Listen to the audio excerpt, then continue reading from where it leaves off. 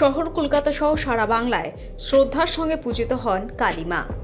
আজ আপনাদের সেরকমই জাগ্রত এক প্রাচীন শক্তিপীঠের কথা জানাবো। কলকাতা বিধান সরণি ঐতিহাসিক মন্দিরে ঠনঠনিয়া কালীবাড়ি।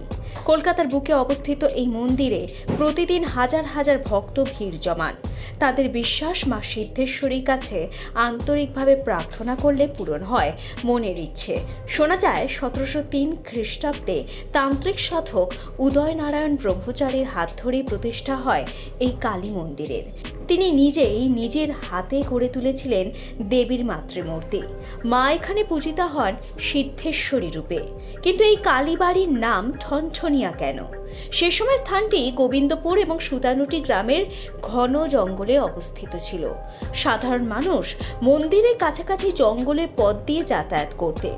সে সময় তারা মন্দিরের ঘণ্টার থান থান শব্দ শুনতে পেত। সেখান থেকে মন্দিরটি তার উপসর্গ নাম থানথানিয়া লাভ করে। পরেই সেটা ঠনঠনিয়া নামে প্রসিদ্ধ হয়। 1806 সালে শঙ্কর ঘোষ নতুন করে নির্মাণ করেন বর্ধমানের এই মন্দির। তৈরি হয় 8 চালা শিব মন্দিরও। আজও বংশ পরম্পরায় এই মন্দিরের সেবায় দায়িত্ব পালন করে চলেছেন তারা।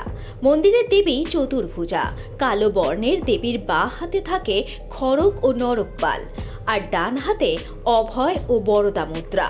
প্রতি বছর মূর্তির সংস্কার করা হয় এবং বিশেষ তান্ত্রিক মতে পূজা সম্পন্ন হয়।